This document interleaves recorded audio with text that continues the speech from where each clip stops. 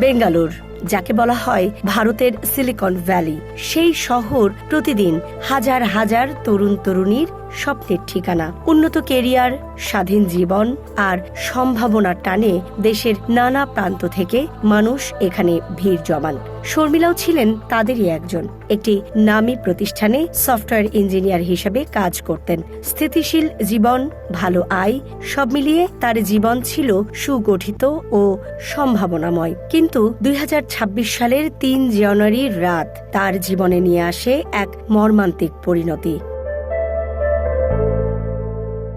সেই রাতে রামামূর্তিনগরে অভিজাত এলাকায় তার ভাড়া করা ফ্ল্যাটে হঠাৎই আগুন লাগে। রাত প্রায় 10:30টার দিকে শুরু হওয়া আগুন দ্রুত পুরো ফ্ল্যাট গ্রাস করে ফেলে। দমকল বাহিনী ঘটনাস্থলে পৌঁছে আগুন নিয়ন্ত্রণে আনলেও ততক্ষণে সবকিছু পুড়ে ছাই।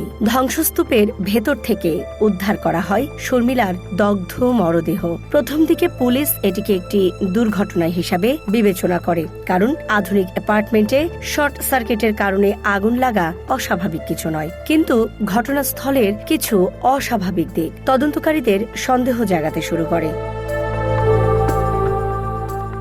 শর্মিলার মরদেহ তার নিজের ঘরে পাওয়া যায়নি, বরং অন্য ঘরের সামনে পড়েছিল। ঘরের ভেতরের জিনিসপত্র যেভাবে পুড়েছে তা দেখে মনে হচ্ছিল আগুন স্বাভাবিকভাবে ছড়ায়নি, বরং পরিকল্পিতভাবে বিভিন্ন জায়গায় ছড়ানো হয়েছে। সবচেয়ে বড় প্রশ্ন ছিল তার মোবাইল ফোন কোথায়। আগুনে সব পুড়ে গেলেও ফোনটির কোনো চিহ্ন পাওয়া যায়নি। এই বিষয়গুলো একসঙ্গে মিলিয়ে পুলিশ বুঝতে পারে এখানে কিছু একটা ঠিক নেই।